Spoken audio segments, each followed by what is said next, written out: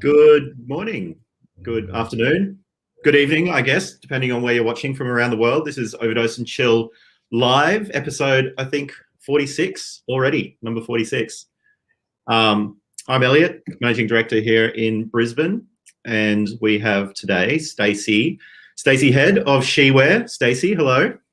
Hello, good morning, good afternoon. Good morning. I just commented to someone this morning that my name is Elliot Schoemaker, and I'm literally interviewing a shoemaker right now. So it's very exciting to have you here. Thank you for having me. No, not at all, not at all. It's been we recently started working with you. It's only been a pretty recent sort of relationship, but we asked you to sort of come on here and have a chat with us because it's such a cool business that you've actually started building there. Well, not started. You're how many years old now? Oh, 7 years now. 7 years. That's fantastic. We'd love to sort of hear a little bit about you, about Shewear, the business, about the whys and wherefores and what you're doing in the world. So tell us a little bit about not necessarily the Shewear story, but the Stacey story. What was Stacey's life like probably 10 years ago, 3 to 2 years before you started Shewear? What were you up to? Probably very different to what it is now, but 10 years ago I was flipping properties actually. So I gave up a career in operations and management to had a bit of a career change. So I was buying, renovating and selling properties. So hence why Shewear started. But yeah, 10 years ago, I was probably laying tiles or painting or digging holes or demolishing or something like that anyway. So very different to today. Right. So you sort of, got out of corporate life and decided that property was for you. I guess that's that was the point at which you decided, what you found in the construction market wasn't exactly what you needed. As a woman working, as a person sort of doing actual hard work, coming from a corporate career and then realizing, the products out there aren't built for me. No, that was the kind of point that you realize, hang on a minute, there's an opportunity? Yeah, look, it was a huge wake-up call that women still weren't catered for, even in about 2010. So I was nailing off a deck wearing, I'm a Brisbane girl, pair of thongs for those who don't understand what thongs are, the flip-flops. Nail went through my foot and realised I needed a pair of OH&S boots. So just was astounded at the lack of choice for women. So that's kind of where the Shewear journey began anyway. And I tried to source a pair of work boots and all I could find were these super heavy men's boring black brown boots that just weren't made for women. So yeah, that's where the Shewear light bulb kind of went off. Yeah, right. I find that really interesting because especially in the last few years, there's been an explosion in direct-to-consumer brands and even, traditional brands going direct-to-consumer and wholesale like yourself. And apparel, whilst apparel is still quite technical, there's a lot of elements in there that are still technical and need to go through certain processes. It seems to me that boots, shoes are on a whole other level. That's such a complicated piece of technology to put together. How do you go from, I have an idea to make shoes that are specific to a woman's foot, to actually putting together that first prototype? How long is that process? What's involved as somebody without necessarily experience in that field, without necessarily giving away all your trade secrets?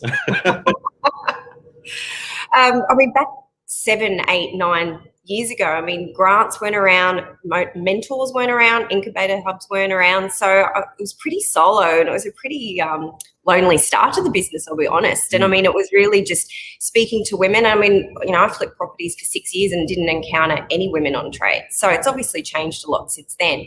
But look, it was just more of research and due diligence and speaking to people that needed the boots. And it was 10 months from kind of when I really started getting serious about it to market. So I guess I look back now and it was quite quick, but it was a pretty full-on 10 months. So I had to teach myself Australian standards and compliance, let alone what makes a good shoe. So, the brand's obviously grown a lot since then and I've learned a lot since then as well. So, it was really interesting times. Back then, like I said, you just got no assistance whatsoever. So it was more just blind leading the blind, really, at the end of the day. But I've been lucky to encounter people that have helped, and factories and BDMs and whatnot that have assisted over the way. So, yeah, that's fair enough. What was that from that initial, then going to the next step where you've got those prototypes, those initial boots? You've then got a bit of that QA process. You're sending boots out. Some people are wearing them. Some people are sending them back going, these don't work, this is why, or these are amazing. And I guess perfection is always something that you'll strive for, but you're never quite there all the time. But at what point do you realize, okay, this is something that I can actually send to market now? How soon did you get to actually selling something to someone you'd never met before? Look, it was quite the journey. And what's the saying? If you're not embarrassed by your first product, you were too slow to market. So we have come a long way since those early days. But after 10 months, a couple of rounds of prototypes, visiting factories, speaking to obviously standards, compliance and auditors, went to market as a home-based startup, direct to consumer. It was always the plan to be a direct to consumer business, but the whole plan of the business was really a hobby, I guess, on the side. Doesn't sound very professional, but the whole point was I was still working casually while I was flipping properties to just get a little bit of cash in, worked out of home, and then we were fortunate to get the boots on the female contestants of the block about 3 months after we launched. Fantastic. So that it certainly made everything change after that. We had to move very quickly into a commercial premises, and we ran out of boots within a couple of months. So I guess it was a forced journey rather than a planned journey. And I've certainly learned a lot along the way about not having systems in place and processes. But it was a bit of a wild ride. I'll be readily honest with that one. I can imagine. I'll take this point as well to remind anybody viewing that you are welcome to leave comments. Any of your comments you leave, or questions, I should say, will come in to the chat, and we can ask Stacey these questions live, put her on the spot. So I'd love to go back to, that sort of growth journey as well. But first, I was keen to ask about, obviously there was a need there that you felt from all right, these shoes don't fit me, they're not comfortable, I don't actually like the look of them. But outside of, actually building something that's comfortable and looks nice, did you also think of, like women in these trades, and is there a blocker for women getting into these trades? And I guess, now looking at even the image that's on the wall behind you, we're not just talking about construction anymore either. We're talking about nurses, chefs, other people who are just on their feet all day. What does it mean to you to be building a woman's product, to be building something that helps a woman, is built specifically to help women doing physical work, to do their job better, to help empower them? Look, I think it's still phenomenal that the world is still not really putting women as a focus. And the old saying that the world's made for men. And I don't want to take that gender arm, but I mean, a classic example is the NASA spacesuits a few years ago. And crash test dummies are generally men, and women get more harmed and hurt in accidents. So it's kind of ridiculous to still think of it. It's the way that we're programmed. And, we have women in these trades and construction, but it's actually quite a varied market. It's not as niche as most people expect. So women that work in distribution centres, on factory floors, in manufacturing plants and whatnot, and they're wearing clothes, they're wearing shoes that don't keep them safe. So, obviously if you're wearing a boot that is really big in your ankle, you could easily twist your ankle by falling over and whatnot. So it's kind of ridiculous that it was not even considered by the bigger brands. So to me, it's important. I'm a huge believer in equality. I think if a woman wants to be whatever she wants to be, she should be given that option, and she should be given the correct fitting and safe and comfortable footwear, workwear, PPE, whatever it might be. So to me, it's just, we want true equality in this world. We have to cater for every need and every want and every foot type and every body shape. So it's absolutely. Yeah. How does that affect you? Obviously, when you're starting up, you're in your garage, it was just you and maybe friends and family helping out. Taking that to the next step, employing people, starting to build a business around your product. Were you taking those, those cues from those things you were talking about into, all right, when I'm hiring somebody, it's going to change how I'm, I already have a diversity plan in place and it's just me in this business. Are you thinking about those things at that point? Or are you just thinking, shit, I need to hustle and sort of get somebody to help out with this thing? Or did you always have a plan to go, no, I actually am from the start am going to put in place some constraints about how I'm growing with diversity? There was a plan. I would absolutely love to say that, but no, look, it wasn't expected, the growth that we had. And I remember having to look for commercial warehouse and I just didn't want to sign a 3-5 year lease. To me, that was daunting. So even my first employees were friends or friends of friends. And then we grew over time. And I've always had a belief that I wanted to be equality, and that comes down to your staff as well. To me, I have female and male staff. I think that's important. You can't choose your equality banner in one way and not the other. So yeah, look, there wasn't really a major plan in the early days, but obviously when I start with all these expenses of security and safety and whatnot, moving into those commercial premises, you do have to put a plan together. And I remember in the early days, I didn't want to pay a $50 a month zero fee. So everything was kept on Excel spreadsheets and whatnot. So, I would love to sit here and say that it was a long plan and I was really organised, but it just grew from a very small basic business. So yeah, it's been an interesting journey, that's for sure. I'm always the one. I bet. And, I guess you sort of start with a need, a physical need almost for a specific type of boot. That's where you started and you start producing something. And I guess through the nature of, you're selling to women, you're selling to a specific audience, you start becoming that business that's looked up to, that is empowering women, is putting women first. Is that something that you kind of aspired to and you wanted to be, or was that just where you've landed with the business or with your position in the market? Yeah, look, it's a tough one to answer because, I think I had an amazing male role model growing up. I had a father who didn't care what gender I was, and I was brought up in a family that renovated properties from a very young age. So I guess I had that kind of role model that was, women can do whatever they want to do. So I guess as this business grew, I always wanted to have that ethos around empowering women and the saying, you can't be what you can't see. And a lot of our education system still doesn't show women, or girls rather, that they can go into these avenues and these roles, whether it be engineering or astronaut, whatever it might be. So I think it's really important that we showcase women. And I talk to people, obviously being as a woman in business, but also our customers. So we have a really good conversation and networking with our customers and share their stories. And so many of our customers will be in roles that you don't even know exist or don't think it's possible to go into that avenue. So I think it's really important that people can see others, and there's some pretty amazing women out there, and I love showcasing that. That's one of my favorite parts of our brand. But women quite often don't want to tell their stories. We're not by nature comfortable with talking about ourselves, but we're trying to, and I'm not either. I'd much prefer to be behind the wheel pushing it. So I think it's really important that we share our stories. Absolutely. I'll get back to that in a moment. We do have a question from Jason. His question is, what has been the most enjoyable part of building the brand from the ground up?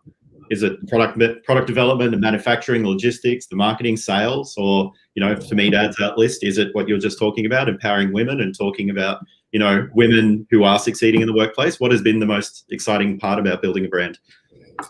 I think product development and our customers. So a lot of our product development actually comes from customer feedback. So we're very open with wanting the good, the bad, and the ugly. Fortunately, we get a really high majority of super positive feedback, but it allows us to improve our products and our brand stance as well. So, for example, our highest selling work boot is specifically built around customer feedback. So I think it's always nice when you do get that feedback from people, and it certainly helps us to grow.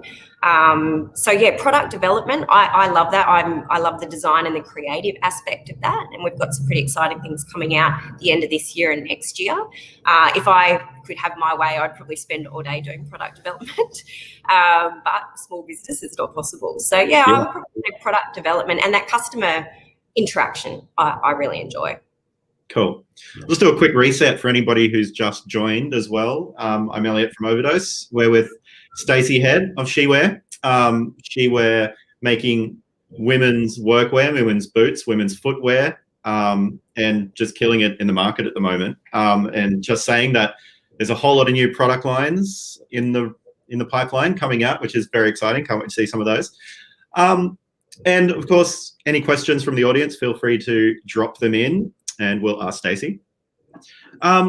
So take us through that sort of growth phase. Post-launch, you've got, customers starting to roll in, you're starting to get feedback as well. Obviously, you've got a bit of a range there, and I've referred to that picture behind you before, but obviously there's a number of different styles of products, a number of different sort of work types, I guess you could say, that you're catering for. What was the sort of trajectory into some of those other markets that maybe you didn't think of when you were first starting? So, your nurses, chefs, and other sort of, professions out there where people are spending all their day on their feet. What was the growth from sort of one style of boot to the second to the third? And was that based on feedback or market research, or just you trying something on the market? Probably a bit of all of that. So the feedback with our first boots, they were pretty basic boots. We had 2 options, 3 colours. Yes, they were for women, but there wasn't not a huge amount of design that went into them. So they were more of a basic boot, but women still to this day ask for that particular boot. So, I mean, they were popular, but the feedback was, they were a bit on the heavy side and people just wanted colour options and they wanted style options. So, as I said before, a lot of people say to me, oh, your market's very niche. Well, it's not at all. We have forensic cleaners, courier drivers, factory workers, engineers, tradies and whatnot. So what our ethos has been since getting that feedback is different designs for different industries, but more importantly, different fits for different feet. So obviously, every woman is very different. So men and women's feet are anatomically different. So there's about 4 major. Tell us a little bit about that. Yeah, I'm curious. Yeah, a lot of people will question that, but science proves it. So, for example, a woman has a higher arch than a man. And a woman's height, say compared to a man's height, so it might be both 6 foot high, they will have completely different feet shapes. So it's, and obviously we have more of a narrow ankle. So it's about 4 major points that are different between a man's and a woman's foot. And then we obviously cater for different female foot types. So, not some people have flat feet, some have a really high arch. So yeah, it's actually really technical. Who knew? So yeah, we are offering obviously different designs according to your industry and then different shapes. So one will specifically suit a wide foot, one a narrow foot. And the reason we've gone into different markets as well, for example, the more work market rather than the safety market, is because women were wearing our safety boots and not needing them. So because of that comfort and technology that we put in the soles of our boots, we were finding out that some nurses were wearing a steel cap. I mean, that's not required. So that's kind of why we went into that market, and we did the research that so many women aren't wearing shoes that are compliant, so say slip resistant, but more importantly, they're wearing fashion shoes, and it's just not healthy. So, sore back, sore feet by the end of the day. So, we've taken that technology in our work boots and re-engineered it into work shoes. And, it's been taken really well in the market, but that's sort of a market that we're focusing on over the next 6 months or so. Right. So I'd like to go back to the women in these traditionally male-dominated industries that I guess you started out servicing. Yep. Have you seen changes in the numbers of women in some of these environments over time? You're selling directly to, you're seeing obviously your market share within a certain segment growing, but also the segment itself is growing. Have you seen a direct correlation with the numbers of women you're seeing in like construction or some of these other male-dominated areas, just sort of more broadly as well? There definitely has been a change in the last 7 years, but if we use trades and construction as an example, I think the average is 2% of women in these trades, so it's still tiny, but it's definitely been an increase. But the beauty of being able to shine a light on these kind of industries is that organisations and companies are coming on board and giving women specific fit clothing and footwear. But we're at a Women on Trades function at the start of this week, and Motor Trades Association of Queensland is bringing out a new course that's specifically just for women. So it's to create a safe space. It's obviously not to counteract the men in the industry, but it's more the fact that there's all these statistics around women not feeling safe when they're one of in a group of 100. So it's great to see these organisations embracing that change. There has been a change, definitely. There's been an increase, but we've still got such a long way to go. Yeah, absolutely. And I know you're aligned with some organisations as well that you like to call out on your website. You've talked about quite a bit. You even have some product lines talking about some of these organisations you work with. Talk us through some of those sort of collaborations and those, I guess, not-for-profit partnerships that you have as well. Yeah, sure. So obviously community is a part of our brand value and our brand ethos. So we do like to shine the light on organisations such as we've got a lace line with a WIMRA, which is the Indigenous Women in Mining and Resources. So they have Aboriginal laces and Torres Strait Island laces, and we donate 100% of the proceeds to them. So they're obviously amplifying Indigenous into those markets, which I think is fabulous. It is. We also, and Florence, who is the founder of that organisation, is a phenomenal woman, and we'll definitely be working with her a little bit more closely in the next few months. We also support organisations such as Rise Up, which is a DV organisation, and they do fantastic things with refuge and women fleeing those unsafe spaces. So I think it's really important, and Share the Dignity is another one. So definitely we like to involve our local community, and I think as a small business operator we have a responsibility for that. So it's probably something I don't spend a lot of time marketing. I just think it's an authentic thing that everyone should be doing regardless. Absolutely It's especially these days, it's very easy for an organization, I should say, to be sort of, to use the term virtue signaling, talking about what you could be doing or what you should be doing, but few organizations getting out there and actually doing. So it's great that you're actually doing and partnering with these organizations and actually trying to make a difference. It's not about marketing. It's not about putting your name on something. It's about actually making a difference. Absolutely. One of the cool things about your site, and you mentioned this just before as well, and anybody watching, feel free to head to shewear.com.au. And one of the really cool parts of your blog is calling out women, in various industries, all sorts of different types of women working in different types of professions. What are some of the, highlights of, firstly, doing that sort of outreach and talking to these women in the community, but what are some of the coolest stories that you have from that process?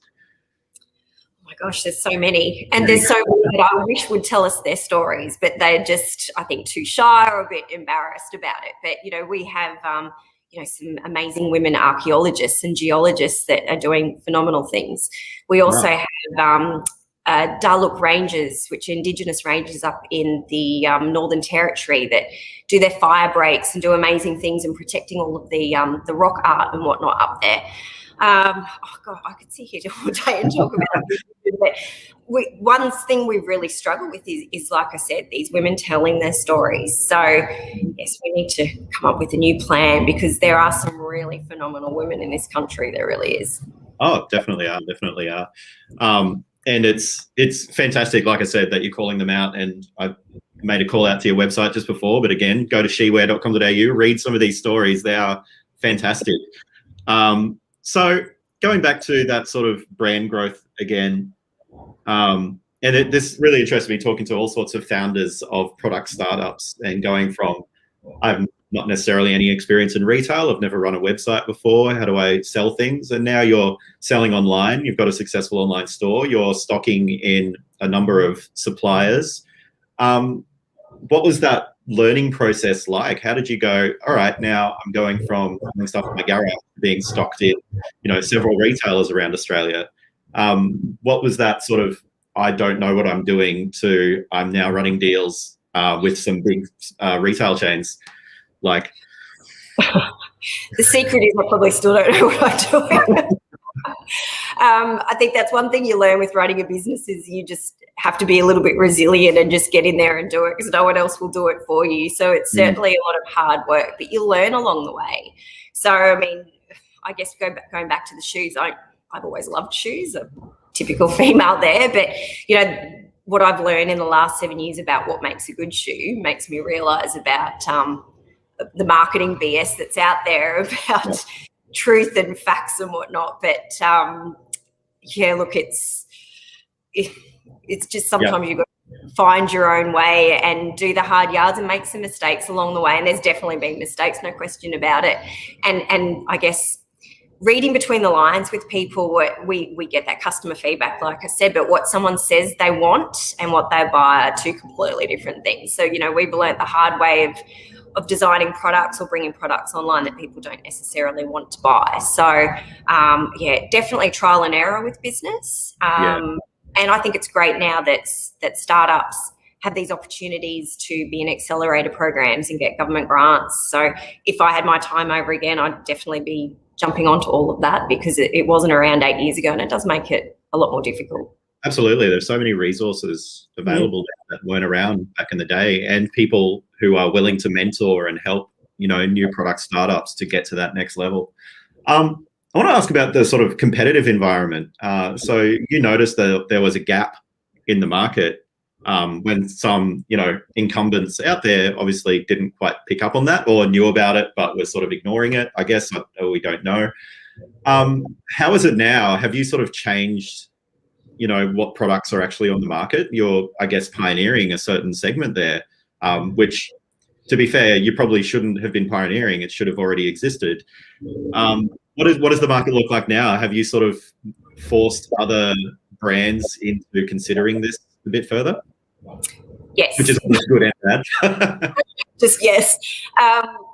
Look, I guess we were the test that the other brands weren't prepared to do. So every major brand, so in our market space, talking safety footwear specifically, there's us as a small business, and then all of our competitors have been in the industry 20, 30, 150 years.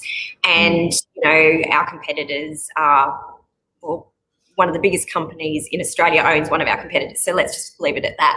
So, they will say that there are women's boots around before shoewear, but they weren't women's specific. They were basically a man's design, girlied up, for want of a better description. And to be honest, it's still like that in the market. So they all have their women's brands now. We have been copied multiple times.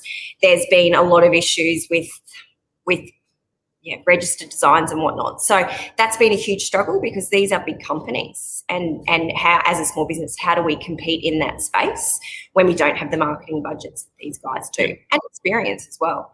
So it's been, competition is really aggressive in our marketplace. So it's been difficult, but it's also allowed us to see what our advantages are and what our unique selling proposition is to our customers. So, we definitely, we're the only female-founded, led and female-only safety and work footwear company. So we realise that talking to our customers and taking that feedback, the other guys don't do. So let's hope they're not listening and they don't go do it.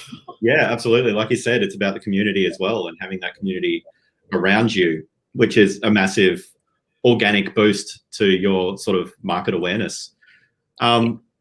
So you mentioned just then, being women-founded, women-led business.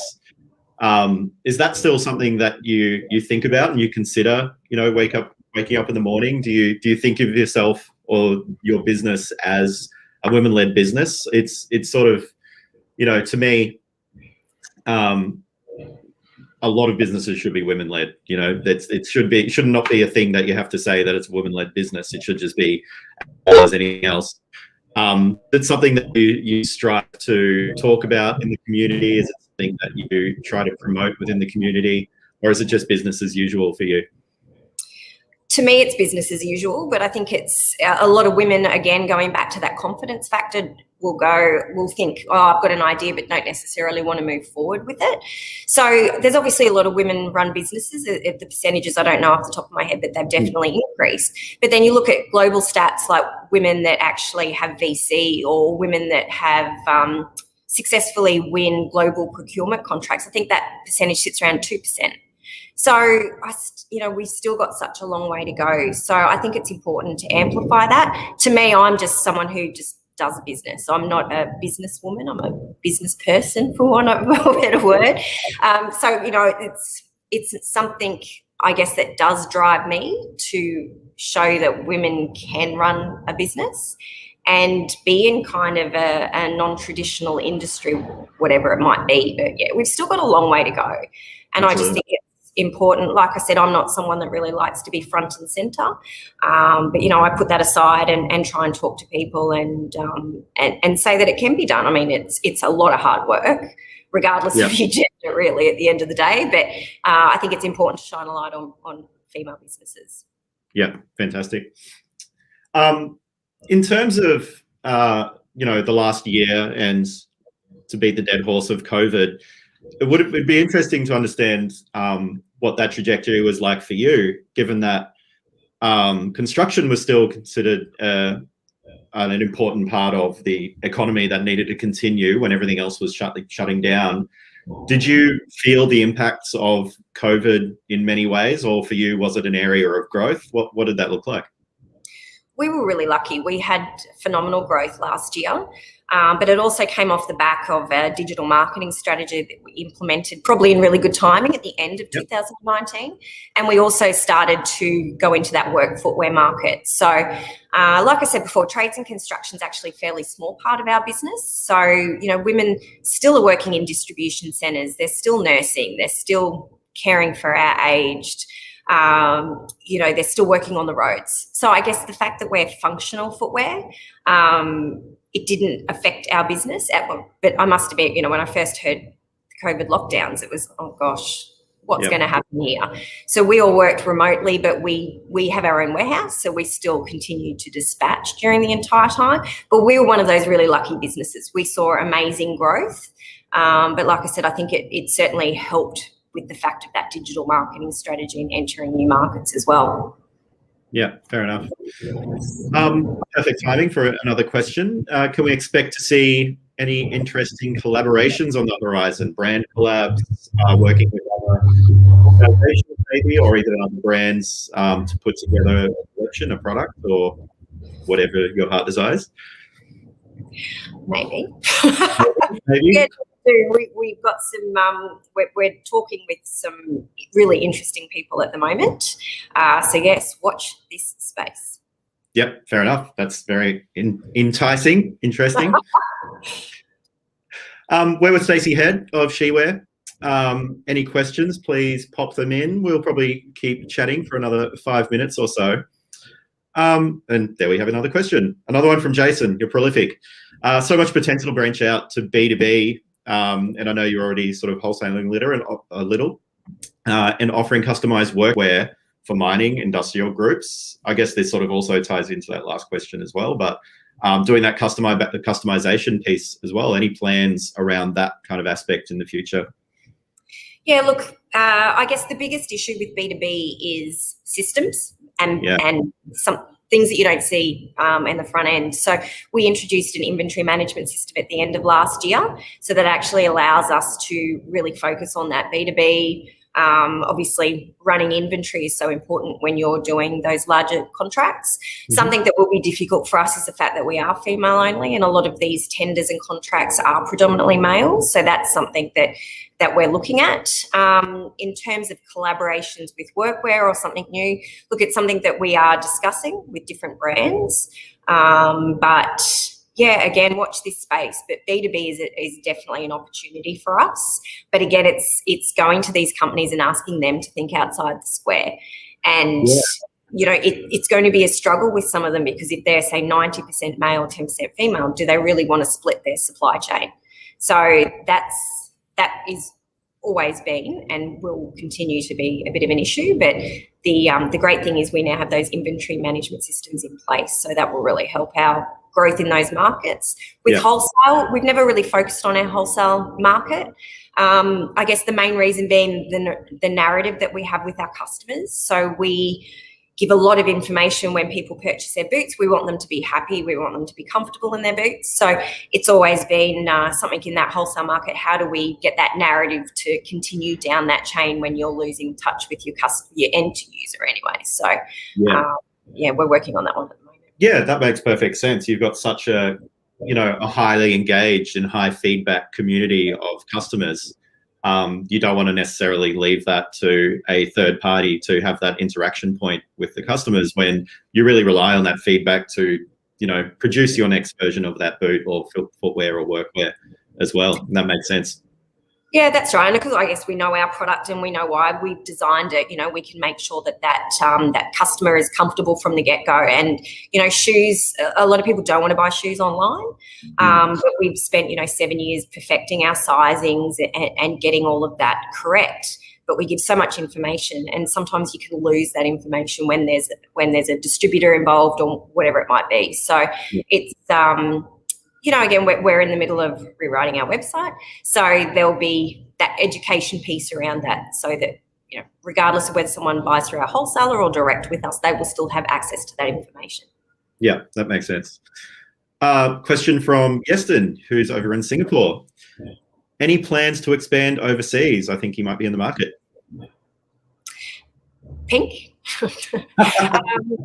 We do actually sell globally at the moment. So it's definitely a focus for us next year. We'll be expanding those local markets. So we're looking at 3PLs or distribution centres and how we can access or have our product actually locally in some key countries. So, yes, international is definitely on the horizon. Good news, good news.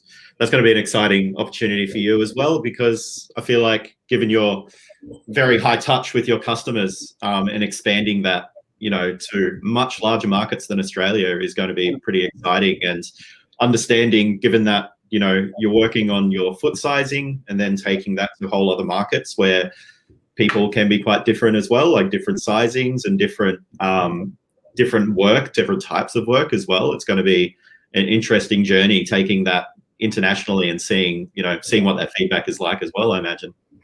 Yeah, absolutely. And I've had, prototypes that built around, for example, in Australia, we don't need insulated boots. So, in a market, say like Canada or the UK, they do require that. So, we've sort of doing that behind the scenes as well. So we can take our core products and slightly tweak them for the market. So, but most of our boots actually have certification, say American standard, European standards as well. So, people can still buy it and have that peace of mind that it's a certified product. Fantastic. We're heading towards the end here, and I'd like to lean on you for some advice for people watching who might be thinking about, there is a gap in the market for this particular thing I'm interested in, or I want to produce a product but don't know where to start, or I want to start, building this online business. What would be some of the key pieces of advice? I know that's very broad and one of those questions you're like, there are so many things I could tell somebody. But in terms of, some of the biggest challenges that you've had, what would you be telling a young person these days, or even not a young person, somebody who's just getting into to a direct to consumer or to a product based business, to help them, relieve some of that stress perhaps, or to focus on one area of their business over another? What are those key sort of takeaways you might have for somebody getting into a product-based business? Yes, as you said, there is a lot there. I think now there's so many opportunities to get help, advice, government assistance, definitely do those. And I know a lot of people talk at those kind of events. So, go along to events, speak to people that have been there and done that, but do your due diligence and do your research. I think that's probably the biggest advice. And I'm often asked a question about, professional advice, and go with your gut instinct. It sounds so unprofessional, but honestly, as we all just ignore our gut instinct a lot of the time. And I must admit, times where I've ignored mine, it's not been the right decision. So I think go with your gut, and if you see that there is a gap in the market or a need in the market, or you need to innovate or challenge a space that's really traditional, just do it. But definitely back off your due diligence and research and speaking to people. I don't think you can go much further. I 100% agree with going with your gut. It's easier to make mistakes when you're small than it is when you're bigger. So make those mistakes early, learn from them. It's the best way to learn. Stacey, it's been fantastic chatting with you. We're actually super excited to start working with you. We've had some comments internally as well that we really want to, you know, make sure we're doing everything we can to elevate the brand and elevate the work that you're doing for women in the workplace as well. So we're excited to work with you. People watching, shewear.com.au, head along, read some of those stories. They are fantastic. I actually really enjoyed looking into those. Any questions, Stacey, from you around ecom, around digital marketing, retail? Anything that you want to throw out or promote before we sign off? No, questions about ecom will be here all day, Elliot. So I think we'll leave it. Fair enough. Thanks for having me. We look forward to working with you. Absolutely. Thank you for your time this afternoon. And this video will be recorded and put up on our Facebook page for anybody who's just tuned in to the end. Stacey, it was great chatting, and have a great afternoon. Thanks, Elliot. See you. Bye-bye.